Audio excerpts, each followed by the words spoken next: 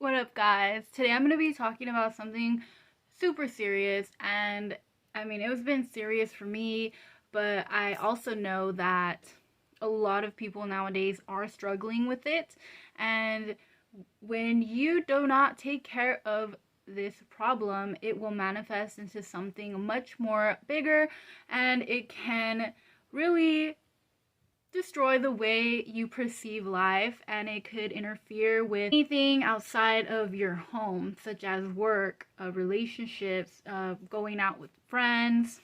It could destroy all that. So this is the reason why I'm making this video, is to share my experience and what has helped me, the tools that I've used, that I've learned in school, that really helped me overcome and even end the cycle prematurely. What really helped me was being aware of myself, because I've watched many other videos about people's experience with panic attacks, and I realized that they didn't know what was going on with them for a really long time, and even doctors didn't know what was going on with them. When you become aware of yourself, you are much more able to pinpoint what is going on in your body. With that being said, let's jump right in. For the past year, I have been suffering with anxiety and also panic disorder, and something called self-personalization, self-derealization disorder. And I really didn't even know what that was called until 2 weeks ago, when I suffered the most insane panic attack that I've ever had. And luckily, this panic attack only happened once. I mean, I've had multiple panic attacks before, but nothing compares to this one panic attack that I had a couple weeks ago. My anxiety started a year ago, around the time that I started school. It is not a coincidence why my anxiety started. Long story short, I have been raised to be a very laid-back person. I never had much responsibility in my life. So, as you may know, or could figure out, I have not been a very disciplined child. So growing into myself as an adult, school was probably one of the most challenging commitments that I've had made for myself. And so I went from being this pretty chill, laid back, hangout type of girl to, okay, I'm going to stay in and study. I am going to read. I am going to build a business out of scratch. And it became very overwhelming. Okay. Fast forward to now. The anxiety that I have been experiencing ultimately manifested into panic attacks. And so the panic attack that I'm referring to happened 2 weeks ago. I just woke up at 1:30 a.m. I was woken up by my boyfriend, and I felt this insane, I don't know, I felt very lightheaded. My heart was racing, my palms were sweaty, knees weak, mom spaghetti. No, it's kidding. I keep saying that, but it doesn't get old. It's a good one. It's a good one. So I had all the symptoms of a panic attack, but in that moment I did not know that it was a panic attack. I thought I was dying. I thought I was being psychically attacked. I thought I got bit by a spider, and I even told my boyfriend, I was like, please take me to the hospital, please, please. And he was just like, bruh, he was not having it. He was like, dude, you're psyching yourself out. You need to relax. He was not having it. But in my reality, I was having the most scariest experience that one could ever experience, and the most scariest experience that I in my life have experienced for myself. So that night, I did not go to sleep till 5 a.m. because I was so scared to fall asleep, because I was like, damn, what the hell is wrong with me? And I did a little research, and it turns out that, yep, it was a panic attack. I had every single symptom.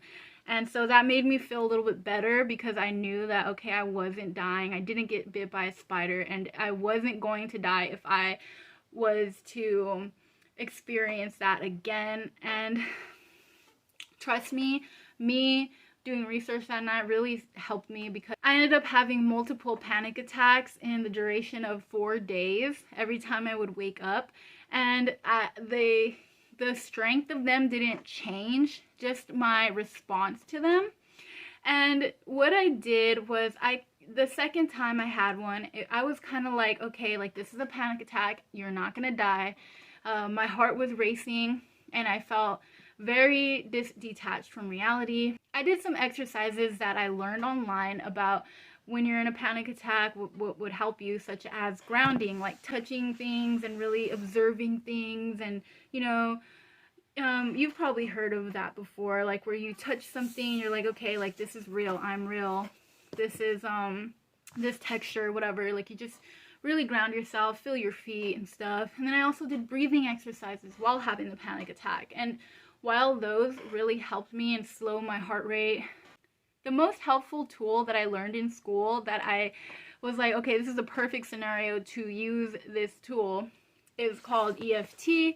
I learned it in school to help manage eating problems, like if you're craving something, to do the tapping technique. But I also read in there that EFT actually works better than CBT, which is cognitive behavior therapy, which is if you experience panic attacks and you go to a psychiatrist or a psychologist, they're going to put you into a CBT program to help, reframe your negative thoughts and get to the bottom of it, basically. But EFT works better than CBT. So I was like, okay, all right, let's put this to the test. So yeah, I did like 4 or 5 rounds of EFT, and bro, like the results were magnificent. And I swear, like the next 2 panic attacks I had after that, I immediately did the EFT and noticed that my body and my mind relaxed a lot quicker than previously not doing the EFT. And I'm going to make a video later of how to do EFT, because honestly, like when you're doing inner work, when you're working on yourself and you're really changing the way you perceive life, your brain, it doesn't like things that are unfamiliar to it.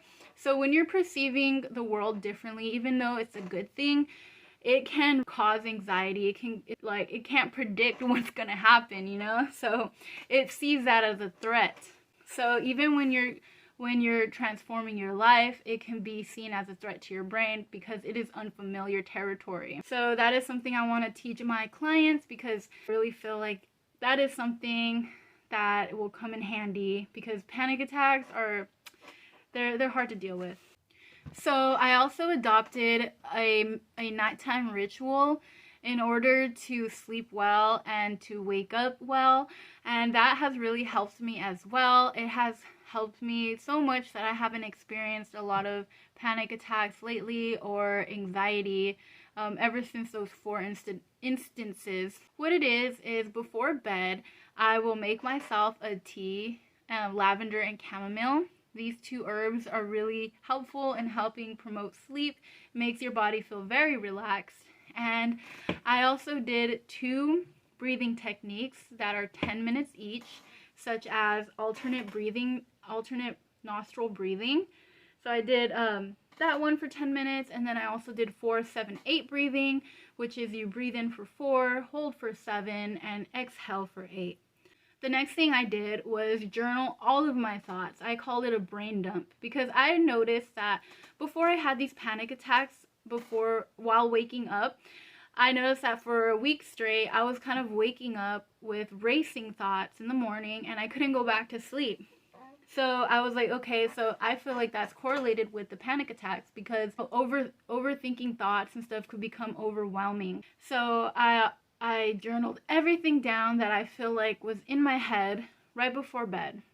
And then I adopted a mindful meditation practice as well. Kind of scan the body to see if there's any tension, to release it, and also if there's any more thoughts that I need to really write down so I could get to tomorrow. This ritual really helped me have a better sleep, and after a few days of repeating this, I really seen a difference. Being aware of yourself and really knowing your triggers really helps with anxiety and panic disorder. If you feel like you're having anxiety, I feel like the best thing to do is see anxiety as a message from your body and your mind. It is telling you that there is something wrong, something's imbalanced, and it's your responsibility to figure out what that is. And if you don't know how to do that, you could always journal everything down. You could talk to somebody, or you could even hire a therapist to ask you questions and really dive deep into your psyche to release anything that you need to do. Another thing I find that I have a lot of anxiety around is when I have so much to do and it's all in my head. So what I do is I write a to-do list, and it kind of organizes my thoughts, and I could see like, wow, that there isn't really that much that I need to do. And so I could just start boom, boom, boom, crossing those out. Another thing that's really helpful is to meditate. Meditating really helps. It helps slow down the mind. And, you know, take your time off of social media. Take your time off of watching TV, because this is multiple stimuluses coming in at a faster rate than what we humans are adapted to. So that could be overwhelming as well. Also, something I really recommend is, you know, doing something that connects you to yourself. Kind of like, what do you love to do? And do that. Do it every day. Lead with your heart, because that can also cause anxiety when you're not living your life purpose at the moment that you're in right now. And that doesn't have to be like, oh, your life purpose, you're freaking, like, you know, for me it would be like my career or whatever, but you know, just as you are right now, what makes you happy is your life purpose right in that moment.